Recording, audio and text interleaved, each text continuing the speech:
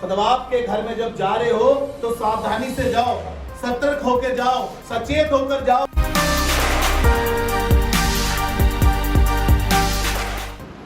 Praise the Lord. Praise the Lord. Hallelujah. प्रभु का धन्यवाद करते हैं आज की अच्छी सुबह के लिए कि मैं और आप परमेश्वर के भवन में हैं। एक और अच्छी बात आज की सुबह में मैं और आप सीखेंगे खुदा के वचन से, ताकि मैं और आप एक और स्तर खुदावन में मजबूत हो सके और जान सके कि खुदावन हमसे क्या चाहता है, उसकी क्या इच्छा है। हालेलुया। जल्दी से आपको आज टॉपिक की तरफ लेकर चलूंगा। Go carefully into the house of God. Praise the Lord. Carefully क्यों कह रहा है?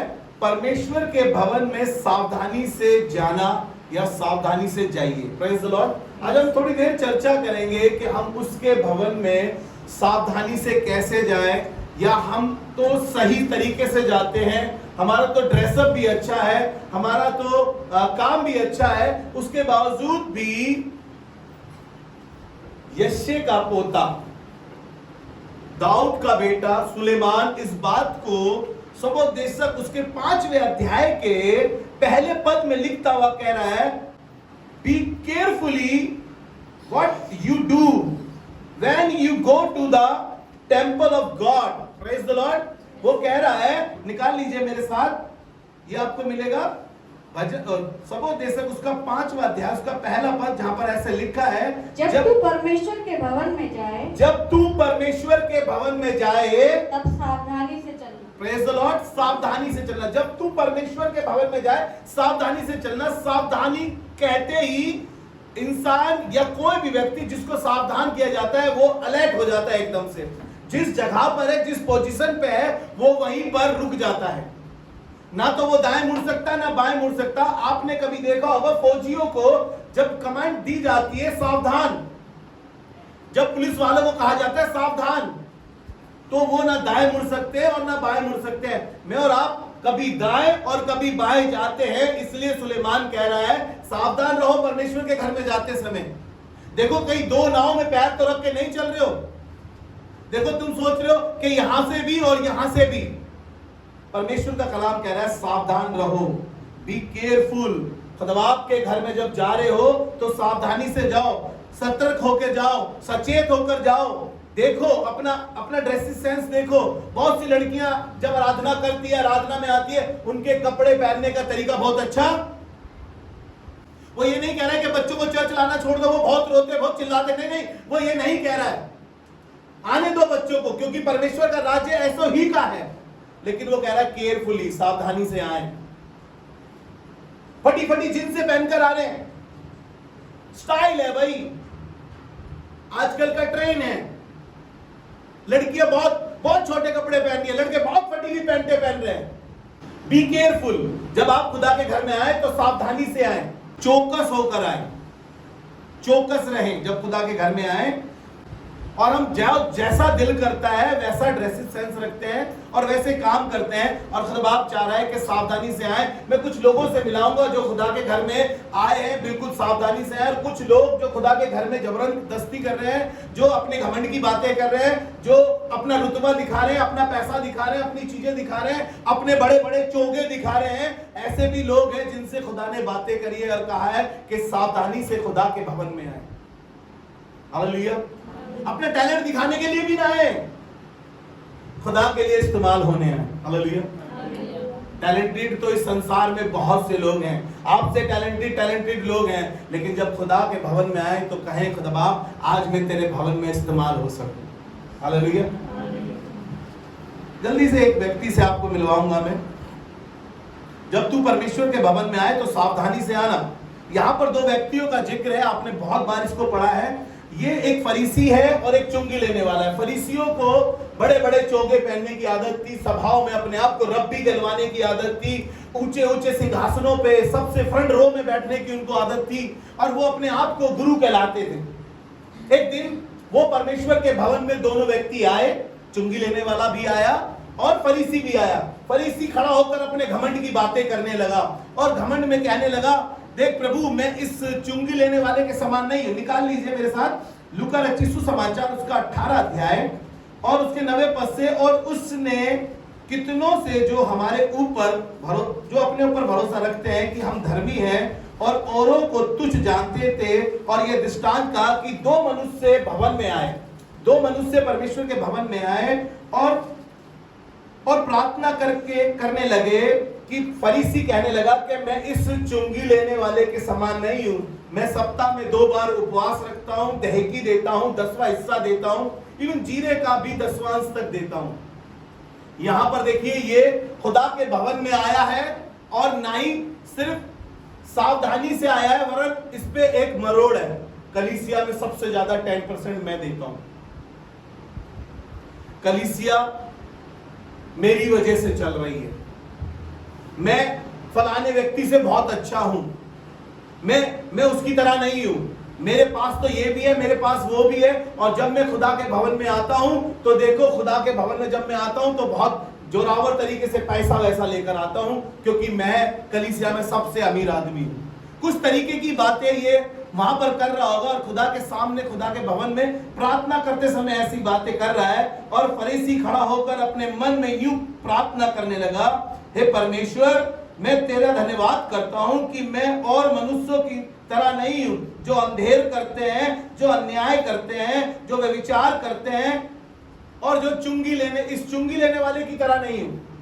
कई बार मैं और आप कहते हैं कि देखो मैं वैसा नहीं हूं जैसा ये व्यक्ति है, ये तो बहुत गंदा है, ये तो बहुत पापी है, ये तो बहुत गुनहगार है। और परमेश्वर का वचन बताता है कि वो वेद भले चंदों के लिए नहीं वरन बीमारों के लिए, और उसने कहा मैं पापियों के लिए ही आया हूं। हालेलुया।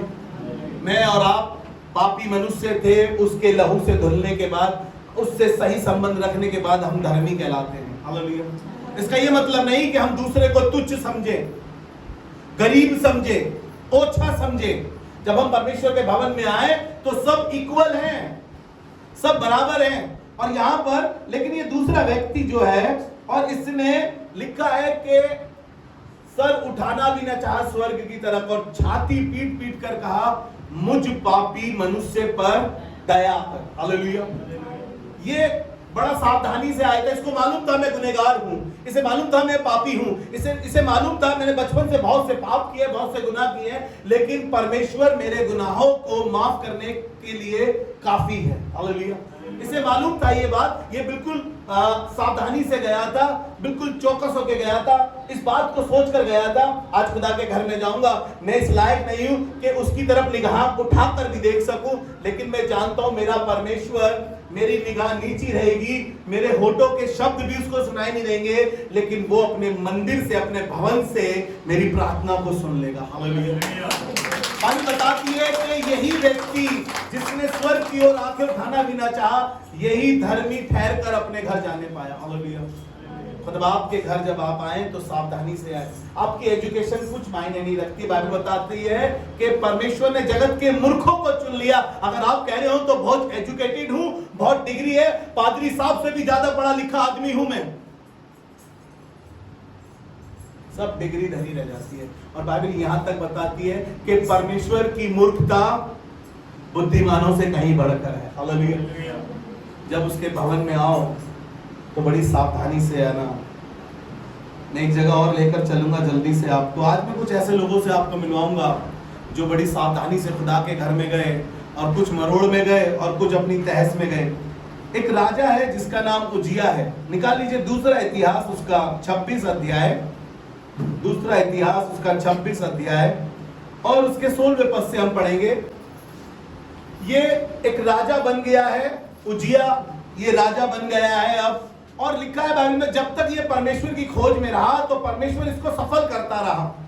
और जब ये राजा बन गया, 16वें पद में लिखा है, ये बड़ा घमंडी हो गया, ये बड़ा फूल गया, और इसने जो काम इसका नहीं था उस काम को करने के लिए ये परमेश्वर के भवन में दौड़ा, और 80 याजक वहां खड़े थे, वो इसे मना करते रहे, देख उजिया ये काम तेरा नहीं है, देख परमेश्वर इस बात से तेरे से खुश नहीं होगा, तू राजा है ठीक है, लेकिन यहाँ पर काम करने का अधिकार लेवियों को दिया गया है, याजकों को दिया गया है, तू उनको छोड़ और कोई ये काम नहीं करेगा। लेकिन वो अपनी मरोड़ में था, वो अपनी तहस में था, उसने धक्का धुक्की कर करके आगे बढ़ के जाकर लिखा है धूपदान हाथ में लिया और वेदी के आगे धूप जलाने लगा। बाइबल बताती है देखते देखते, बोलिए देखते देखते, बोलिए देखते देखते, देखते देखते लिखा है इसके माथे पर कोढ़ आ गया। और ये कोढ़ कुछ दिन का नहीं था, कुछ समय का नहीं था, और याजकों ने देखा कि परमेश्वर ने इसके माथे पर कोढ़ कर दिया है। और याजक उसको, उजिया को भी मालूम चल गया मैं कोढ़ी हो गया हूं। इससे पहले याजक लोग उसको भगाते, वो खुद अब भागने के लिए फुर्ती कर रहा था, क्योंकि वो जान गया था परमेश्वर ने मेरे माथे पर कोढ़ कर दिया। और बाइबल बताती है ये कोढ़ खत्म नहीं हुआ। बाइबल बताती है जब तक वो मरा नहीं, मेरे साथ निकाल के पढ़िए आपको अच्छा लगेगा। 21 पद पढ़ रहे हैं जी, पढ़े। उजिया राजा मरने के दिन तक कोढ़ी रहा। उजिया राजा मरने के दिन तक क्या रहा? कोढ़ी रहा। क्या गलती थी इसकी? 16 पद पढ़ के दिखाएं इनको एक बार, पढ़िए 16 पद को जी। परंतु जब वह सामर्थी हो गया, परंतु जब वह सामर्थी हो गया, तब उसका मन फूल उठा। उसका मन फूल उठा। Praise the Lord. जब पावर उसके पास आ गई, जब अद्भुत काम उसके वसीले से होने लगे, जब लोग उसकी वाहवाही कर रहे थे, जब लोग उसकी मान रहे थे, जब मेरा और आपका स्टैंडर्ड सेट हो जाता है, जब मैं और आप एक लेवल पर आ जाते हैं, जब पादरी साहब हमें एक पोस्ट दे देते हैं, जब पादरी साहब कहते हैं तुम लीडर हो, तुम वर्शिप लीडर हो, तुम यूथ लीडर हो, तब हम फूल उठते हैं। इसी तरीके से ये फूल उठा और इसने वो काम किए जो इसका काम करने का नहीं था। कई बार मैं और आप ऐसे काम कर जाते हैं जिससे परमेश्वर खुश नहीं होता, वरन दुखी होता है, और परमेश्वर के दुख के कारण से हम दुखी होते हैं और उस दुख को भोगना हमें ही पड़ता है। हालेलुया। और इसने भी ऐसा ही काम करा। ये सोच रहा था मैं राजा बन गया हूं, अब मैं धूप की वेदी पर जाऊंगा, धूप जलाऊंगा तो परमेश्वर प्रसन्न होगा। लेकिन ये काम इसका नहीं था। जब खुदा के भवन में जाओ तो सावधानी से जाओ। सावधानी से जाने का मतलब ये नहीं है कि जाकर एकदम ऐसे खड़े हो जाओ, नहीं। मतलब आप कह रहा है कि देखो अपना लाइफ स्टाइल बदल लो। तुम चर्च बड़ी लेट आते हो बेटा, तुम चर्च में आने के बाद बड़ी गपशप करते रहते हो बेटा, तुम चर्च में आने के बाद भी इधर उधर की बातें करते रहते हो बेटा, तुम चर्च में आने पर भी मोबाइल में सारा टाइम लगे रहते हो बेटा। यहाँ इबादत चल रही होती है लेकिन तुम्हारा मोबाइल बंद नहीं होता है बेटा। तुम यहाँ से चर्च से जाने के बाद फिर से उन्हीं गंदे दोस्तों में चले जाते हो बेटा। हाँ बेटा तू बाइबल नहीं पढ़ रहा है। मतलब बाप कह रहा है सुधर जाओ, परमेश्वर की आज्ञाओं को मानो। निकाले जल्दी से एक वचन और फिर आगे बढ़ेंगे हम। एजरा की पुस्तक उसका 7वां अध्याय उसका 23 पद। जो आज्ञा स्वर्ग के परमेश्वर की ओर से मिले, जो आज्ञा स्वर्ग के परमेश्वर की ओर से मिले, ठीक उसी के अनुसार स्वर्ग के परमेश्वर के भवन के लिए किया जाए। ठीक उसी के अनुसार परमेश्वर के भवन के लिए किया जाए। जब परमेश्वर के भवन से तुम्हें आज्ञा मिली है, ठीक उसी प्रकार से करा करो। बहुत तर्क वितर्क मत करो, बहुत बहसबाजी मत करो। नहीं ऐसा कर लो, नहीं वैसा कर लो, नहीं ये कर लो, वो कर लो। मतलब आपने जो कहा है, जो आज्ञा दे रहा है, उससे खुशी खुशी मानो। Praise the Lord. नहीं तो नहीं मानोगे ना, तो योना की तरह 3 दिन मछली के पेट में रहना पड़ेगा, उसके बाद समझ में आएगी। जो आज्ञा वो दे रहा है अपने भवन से, जो सिखाना मांग रहा है वो सीख लो, वरना 3 दिन मछली के पेट में रहना पड़ेगा। मछली के पेट में रहने का मतलब है अंधकार, जहां पर कुछ दिखाई नहीं देता, जहां पर शैतान का राज्य दिखाई देता है, सिर्फ वो गंदे काम, जहां पर सांस लेने में मुश्किल होगी। इसलिए कह रहा है कि जब जो आज्ञा स्वर्ग के परमेश्वर की ओर से मिले, उसके अनुसार परमेश्वर के भवन में करना। उन आज्ञाओं के अनुसार करें जो हमें खुदा के भवन से मिली है, कि अपने पड़ोसी से अपने समान प्रेम रख। Praise the Lord. पड़ोसी तो सबसे बड़ा दुश्मन लगता है, उसके भवन में सावधानी से जाए। दो जवान लड़कों से आपको मिलाऊंगा। इनके पिताजी बहुत अच्छे याजक हैं। ये जिसके लिए जो कह देते हैं वैसा हो जाता है, और अपने समय के बड़े प्रसिद्ध याजक थे ये। एली याजर आपको याद आ रहा होगा, जिस भवन में ये सेवा करता था, वहां पर एक स्त्री आई थी हन्ना रोने के लिए, और रो रही थी, बहुत रो रही थी, जार जार रो रही थी कि वो बांझ थी। एली ने उसे देखा, और एली ने जब उसे देखा तो बोला कि जा परमेश्वर तेरी सुधि ले, और उसके नेक्स्ट ईयर उसके एक बेटा हुआ था। हालेलुया। लेकिन उस एली के भी 2 बेटे थे। मैं आज जिनके विषय में बात करना मांगता हूं, एली के 2 बेटे थे। बाइबल बताती है एली के बेटे लुच्चे थे।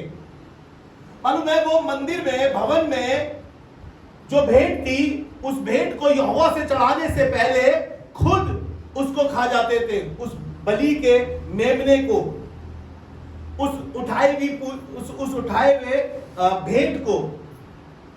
और जो मंदिर में बहनें आती थी उनके साथ बदतमीजी करते थे। जब तू खुदा के भवन में जाए तो सावधानी से जाना। बहुत से लड़के आज भी यही सोचकर आते हैं खुदा के घर में। लेकिन कहना मांगता हूं जवान लड़कों, खुद बाप कह रहा है कि उसके भवन में सावधानी से जाना। देखो इनके साथ बहुत बुरा हुआ है। आप पढ़ लीजिए मेरे साथ, 1 शमूएल उसका 2 अध्याय उसका 12वां पद। ये बहुत बड़ा याजक है, इसके 2 बच्चे हैं और ये दोनों बच्चे लुच्चे हैं, बड़े गंदे काम कर रहे हैं मंदिर में, बड़े ओछे काम कर रहे हैं। और परमेश्वर इसीलिए कह रहा है जब तू खुदा के भवन में जाए तो सावधानी से जाना। ये याजक का काम था, इन्हें सेत में मिला था, इनका बाप याजक था, इन्हें भी याजक पद ऐसे ही मिल गया। ये सेवा टहल करने वाले लोग थे, लेकिन खुदा का भय नहीं था इनके जीवन में। जी पढ़ें 12वां पद। एली के पुत्र तो लुच्चे थे। एली के पुत्र तो लुच्चे थे, उन्होंने यहोवा को ना पहचाना। उन्होंने यहोवा को ना पहचाना। याजकों की रीति लोगों के साथ यह थी हाँ, कि जब कोई मनुष्य मेल बलि चढ़ाता था, हाँ, तब याजक का सेवक मांस पकाने के समय एक 3 नोक वाला हाँ, कांटा हाथ में लिए हुए आकर हाँ, हाँ, उसे कढ़ाई या हंडी या हंडे या तसले के भीतर डालता था जी। और जितना मांस काटे में लग जाता था, हाँ, उतना याजक आप ले लेता था। लेकिन ये कुछ और गलत काम करते थे इसके बेटे। 17वां पद पढ़े जल्दी से। इसलिए उन जवानों का पाप यहोवा की दृष्टि में बहुत भारी हुआ। इसलिए उन जवानों का पाप यहोवा की दृष्टि में बहुत भारी हुआ, क्योंकि वे मनुष्य यहोवा की भेंट का तिरस्कार करते, क्योंकि वो लोग यहोवा की भेंट का तिरस्कार करते थे।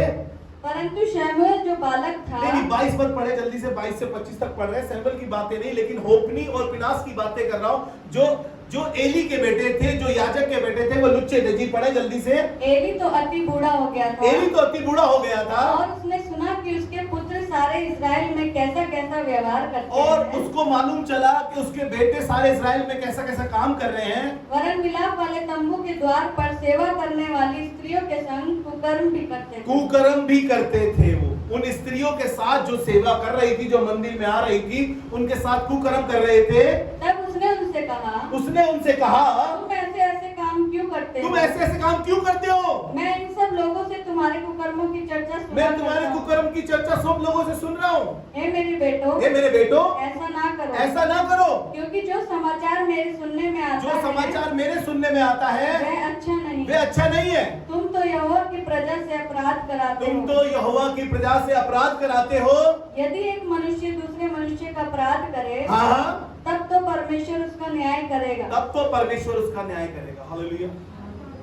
मैं आपको बताना मांगता हूँ, मंदिर में जब आ रहे हो ना, तो बहुत साफ तरीके से, बहुत नम्र तरीके से, बहुत स्वभाव को अपने कम करके ऐसे तरीके से आए जिससे परमेश्वर खुश हो सके। मंदिर में जब आए, परमेश्वर के भवन में जब आए, तो बड़ी सावधानी से आए। Be careful.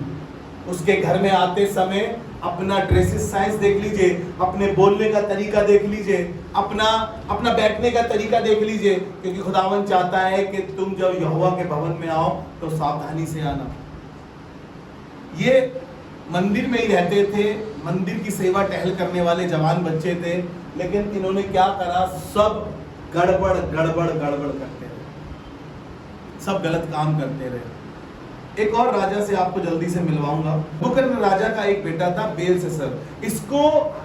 इसने एक दिन क्या करा, मंदिर से जो मंदिर के बर्तन थे, जो मंदिर के पात्र थे, इसने अपने प्रधानों के साथ, अपनी रानियों के साथ और लिखा अपनी रखेलियों के साथ उस मंदिर के पात्र को मंगाकर उसमें दाख मधु पिया। बाइबल बताती है, ये आपको मिलेगा डैनियल की पुस्तक उसका 5वां अध्याय, उस 5वें अध्याय से मैं बात कर रहा हूं, आप अपने घर जाके पढ़िएगा। लेकिन 20 और 22 पद से लेकर 30 पद तक जब आप पढ़ेंगे तो लिखा है कि एक उंगली वहां पर चलने लगी और लिख दिया कि देख तू तराजू में तोला तो गया और हल्का निकला, तेरे हाथ से राज्य ले लिया गया है। वो जानता था कि उसके बाप के साथ कितना बुरा व्यवहार हुआ है कि वो जानवरों की तरह रहा और उसने घास खाई, ओस के पानी से नहाया, पक्षियों की तरह उसके नाखून बढ़ गए थे। आपको कहना मांगता हूं इसने उसके बावजूद भी गलती करी, स्वर्ग के परमेश्वर के खिलाफ में उसके भवन से कुछ पात्र मंगाकर उनमें दाख मधु पिया। कहना मांगता हूं कि जब यहोवा के भवन में जाओ, जब परमेश्वर के भवन में जाओ तो बहुत सावधानी से जाना। लिखा है कि इसका सब कुछ खराब हो गया और ये हल्का व्यक्ति निकला। लेकिन यहीं पर हम देखें यहोशू को, वो परमेश्वर के भवन में खुशी खुशी रहता था, बड़ी सावधानी से जाता था। इसीलिए तो उसको नेक्स्ट लीडर चुना गया, इसीलिए तो वो मुल्क के कनान में वाचा किए हुए लोगों को ले जाने पाया। हालेलुया। वहीं पे सैमुएल जो एली के बेटों के बीच में रहा, एली याजक था और परमेश्वर के भवन में जब सैमुएल रहता था और परमेश्वर उससे बातें करता था। हालेलुया। मेरी दुआ है कि परमेश्वर मुझसे और आपसे बातें कर सके इस भवन के वसीले से, मेरे और आपके आत्मिक कान खुल सके ताकि मैं और आप परमेश्वर की आवाज को सुन सके जैसे सैमुएल सुन रहा था। हालेलुया। मैं प्रभु का धन्यवाद करता हूं कि हमें परमेश्वर के भवन में बहुत सावधानी से जाना चाहिए। हम कुछ भी बोल देते हैं, यहाँ खड़े होकर कुछ भी बोल देते हैं, और तो और क्या करते हैं, वचन से एक दूसरे से लड़ाई करते हैं। हम यहाँ खड़े होकर घर के लोग एक दूसरे को घर में कुछ नहीं बोल पाते तो क्या करते हैं, बाइबल से एक ऐसा वचन निकालते हैं जो बिल्कुल सटीक हो, जो मेरी सिचुएशन के हिसाब से हो, जो घर के हालात में हुआ था, जो घर की लड़ाई में बात हुई थी, उस बात को हम लाकर यहाँ पर,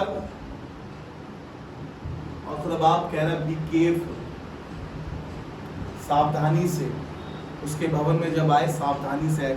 एक स्त्री से जल्दी से आपको मिलाऊंगा, लूका रचित सुसमाचार उसका 2 अध्याय उसका 36 पर। ये एक स्त्री थी और इसकी अभी नई शादी हुई थी, और जब इसकी नई शादी हुई थी लिखा है कि 7 साल बीते थे, इसका पति मर गया।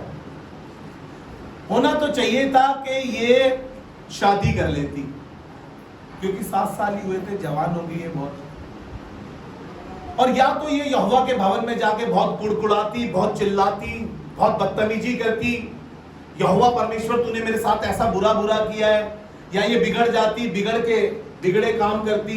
लेकिन प्रभु का धन्यवाद करता हूं ये यहोवा के भवन में गई है, और जब यहोवा के भवन में गई है तो ये वहां पर जाकर कुड़कुड़ा नहीं रही है, बुड़बुड़ा नहीं रही है, शिकायतें नहीं कर रही है, ये नहीं कह रही है कि खुदा बाप तूने अच्छा नहीं करा है, देख खुदा बाप तूने मेरे जीवन में बहुत बुरा किया है, उसके बावजूद भी मैं तेरे भवन में हूं, अभी भी मैं 10वां हिस्सा दे रही हूं। नहीं, वो ये सब नहीं कह रही थी और वो खुदा के भवन में थी। और इसका देखो इंट्रोडक्शन कैसे दिया है, इसका नाम, इसका काम, इसके पिता का नाम, सब कुछ इसमें बताया है। इसका इंट्रोडक्शन इतना अच्छा दिया है, मैं सोचता हूं कि मैंने बहुत सारी स्त्रियों के विषय में पढ़ा है लेकिन इसके जैसा अच्छा इंट्रोडक्शन नहीं पढ़ा है। जी पढ़े 36 पद से ऐसा लिखा है, आशेर के गोत्र में से, देखिए इसका गोत्र बताया, आशेर के गोत्र में से हन्ना नामक फनुएल की बेटी, हन्ना नामक फनुएल की बेटी, इसके पिता का नाम बताया, इसका नाम बताया है, एक भविष्यवक्ता थी, इसका काम बताया है, ये खुदा की खिदमत करने वाली थी। लेकिन इसके साथ हुआ क्या, 7 सालों में इसका पति मर गया। अब ये यहोवा के भवन में थी, भविष्यद्वक्ता थी, यहोवा के भवन में काम करती थी और सोच तो सकती थी कि जाकर बहुत बुरा कहूंगी, खुदा बाप तूने मेरे साथ इतना बुरा किया है, किसी के साथ तूने आज तक इतना बुरा नहीं किया। लेकिन प्रभु का धन्यवाद करता हूं, ये अपने विधवापन को दूर कर कर, अपनी गमी को दूर कर कर, अपने गमगीन जीवन से निकल कर ये परमेश्वर के भवन में चलेगी। इसे मालूम था उस भवन में आनंद है, उस भवन में शांति है, उस भवन में परमेश्वर की हुजूरी है, और मैं बिल्कुल सावधानी से जाऊंगी, चौकस होके जाऊंगी, कोई कंप्लेंट लेकर नहीं जाऊंगी, कोई शिकायत मेरे पास नहीं है। तू जो करता है वो सब अच्छा करता है, तूने जो किया है अच्छा किया है, क्योंकि तू सब जानता है। हालेलुया। वो ये जानती थी कि जो यहोवा परमेश्वर कर रहा है वो सब अच्छा कर रहा है। जी आगे बढ़े और ऐसा लिखा है, वह बहुत बूढ़ी थी। वह बहुत बूढ़ी थी। बूढ़ी बाद में हुई है, ध्यान से सुनिएगा जी। वो बहुत बूढ़ी थी और विवाह होने के बाद, और विवाह होने के बाद 7 वर्ष अपने पति के साथ रह 7 रही थी। साल, सिर्फ 7 साल। उसको 7 महीने लग रहे होंगे, ये उसको लग रहा अभी तो 7 दिन ही हुए थे मैरिज के। 7 साल ही रही थी अपने पति के साथ जी। वह 84 वर्ष से विधवा थी। वह 84 वर्ष से विधवा थी। पूरी जवानी में, पूरी जवानी भर वो विधवा रही और 84 वर्ष की होकर भी परमेश्वर के भवन में थी। और आगे लिखा है जी, पढ़े, और मंदिर को नहीं छोड़ती थी। मंदिर को नहीं छोड़ती थी, भवन को नहीं छोड़ती थी। उसको मालूम चल गया यहाँ पर सावधानी से रहने से कुछ तो फायदा होगा। आज उसकी चर्चा की जा रही है, वहां पर क्या कर रही है, ध्यान से सुनिएगा। चुगली नहीं कर रही है, शिकायत नहीं कर रही है, कोई कंप्लेंट उसके पास नहीं है, कोई वाद विवाद उसके पास नहीं है, कोई ऐसी बात उसके पास नहीं है जिससे उसका और परमेश्वर का तर्क वितर्क हो सके। लेकिन वो एक काम कर रही है जी, पढ़े, वह मंदिर को नहीं छोड़ती थी। वह मंदिर को नहीं छोड़ती थी, पर उपवास और प्रार्थना कर करके, पर उपवास और प्रार्थना कर करके रात दिन उपासना किया करती और थी। रात दिन उपासना किया करती थी। और वह उस घड़ी वहां आकर प्रभु का धन्यवाद करने लगी। हालेलुया। वो जान गई यहोवा ने दिया, यहोवा ने लिया, उसका नाम धन्य है। हालेलुया। मैं कहना मांगता हूँ, जब खुदा के भवन में जाएं तो सावधानी से जाएं। अपने आप को सोचे, ये ना सोचिए कि आप बहुत ज्यादा दहकी देते हैं, ये ना सोचिए कि आप पादरी साहब के साथ चर्च में बहुत सफाई कराते हैं, ये ना सोचिए कि सारा काम आपको ही दिया जाता है, सारा बर्डन आपको ही दिया जाता है। आपको दिया जा रहा है तो आप कैपेबल हैं, इसलिए दिया जा रहा है। कहे खुदा बाप तेरा धन्यवाद कि मैं तेरे भवन के लिए इस्तेमाल हो पा रहा हूँ। हालेलुया। ये आपके और मेरे लिए प्रिविलेज है कि मैं और आप उसके भवन में कुछ कर पा रहे हैं। लेकिन एक बात कहना मांगता हूँ, जो कुछ भी करो, जो कुछ भी करो, खुशी खुशी करो, आनंद से करो, बुड़बुड़ा के नहीं करो। खुदावन के भवन में जब आओ तो बिल्कुल सावधानी से आओ। अपना चलना, अपना बोलना, अपना पहनना, सब कुछ देख लीजिए कि खुदा सिर्फ तेरे लिए आई हूँ, सिर्फ तेरे लिए आया हूँ, तुझे पसंद आना चाहिए। खुदावन यीशु मसीह, मैं सिर्फ तुझे मोहित करना चाहती हूँ, सिर्फ तुझे पसंद करना चाहता हूँ। खुदा बाप, सिर्फ तू मुझसे खुश हो सके। मैं आपको बताऊं, बाकी लोग अपने आप आपसे खुश हो जाएंगे, आपका संबंध अपने आप उनसे अच्छा होता चला जाएगा। हालेलुया। एक और व्यक्ति से आपको जल्दी से मिलाऊंगा। ये यूहन्ना का पिता है, अजरिया याजक। एलिशिबा इसकी पत्नी है। ये बूढ़े हैं, ये बूढ़े हैं। लिखा है इनके कोई संतान नहीं है, लेकिन ये परमेश्वर पे कुड़कुड़ाते नहीं है, बुड़बुड़ाते नहीं है। वो लिखा है कि अपनी रीति के अनुसार जब चिट्ठी डाली गई तो अजरिया याजक के नाम पर वो चिट्ठी निकली और वो जाकर मंदिर में सेवा टहल करने लगा। मना नहीं करा, बूढ़े थे दोनों। उसके नाम चिट्ठी निकली और वो जाकर उस काम को करने लगा। उसकी पत्नी ने भी कभी उसको रोका नहीं, ये नहीं कहा कि यहोवा ने दिया क्या है, उसके भवन से मिला क्या है। आज तक वंश चलाने के लिए एक संतान नहीं मिली है, उसके बावजूद भी वो खुशी खुशी उसके भवन में आराधना कर रहे थे। नो कंप्लेंट्स, कोई तर्क वितर्क की बात नहीं थी उनके पास। लेकिन एक काम कर रहे थे, यहोवा के भवन में सावधानी से जा रहे थे और सावधानी से उन कामों को कर रहे थे जो परमेश्वर ने उनके लिए रखा है। हालेलुया। मैं मानता हूँ, आपको चर्च में किसी प्रकार का काम दिया जाता है, खुदा की ओर से आपको कुछ भी काम मिलता है, बड़ी खुशी से करिएगा, बड़े आनंद से करिएगा। ये ना सोचिएगा आज फिर संडे, आज फिर मीटिंग रख दी भैया ने, इतनी धूप है, बारिश हो रही है।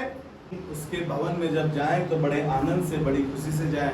दाऊद की तरह भजन 122 में जैसे उसने कहा, जब लोगों ने मुझसे कहा हम यहोवा के घर को चले तो मैं आनंदित हुआ। हालेलुया। ऐसा वाला काम होना चाहिए मेरे और आपकी जिंदगी में। आप सावधानी से जाएं खुदावन के घर में, और खुदावन आपके घमंड से नहीं, आपकी नम्रता से प्रेम करता है। हालेलुया। जल्दी से एक जगह लेकर चलूंगा आपको, यूहन्ना रचित सुसमाचार उसका 2 अध्याय उसका 13 और 17 पद। ये यहूदियों के फसह के पर्व का दिन था, तैयारी का दिन था। और यीशु मसीह वहां से गुजर रहा था। और यीशु मसीह जब मंदिर में गया, परमेश्वर के भवन में गया, तो उसने देखा कि लोग व्यापार कर रहे हैं, लोग ऐसे काम कर रहे हैं जो भवन के लिए ठीक नहीं है, लोग लेन देन कर रहे हैं, लोग ब्याज पर पैसा चला रहे हैं। कई बार कलीसियाओं में ऐसा होता है, फिर आपस में टकरार होती है, लोग चर्च छोड़ देते हैं। इसीलिए यीशु मसीह ने एक काम किया, वहां पर कोड़ा बनाया और कोड़ा बनाकर लिखा है कि उन सब की पिटाई लगाई और वहां से उन सबको भगाया। जी पढ़े मेरे साथ, अच्छा लगेगा।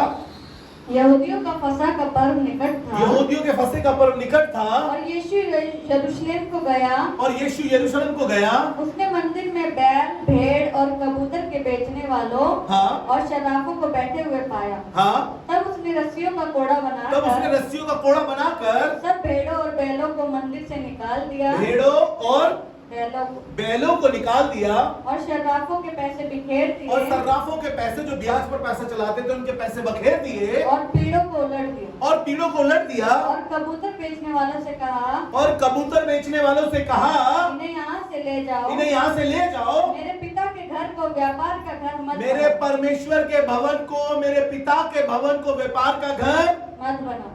मत बनाओ। हालेलुया। कई बार कलीसियाओं में व्यापार होने लगता है। आपको बताऊं, खुदा के घर में खुदा नहीं चाहता कि कोई व्यापार किया जाए। हालेलुया। बाइबल में आगे लिखा है, इसके आगे जब हम पढ़ेंगे लिखा है कि तेरे भवन की धुन मुझे खाए जाती है। हालेलुया।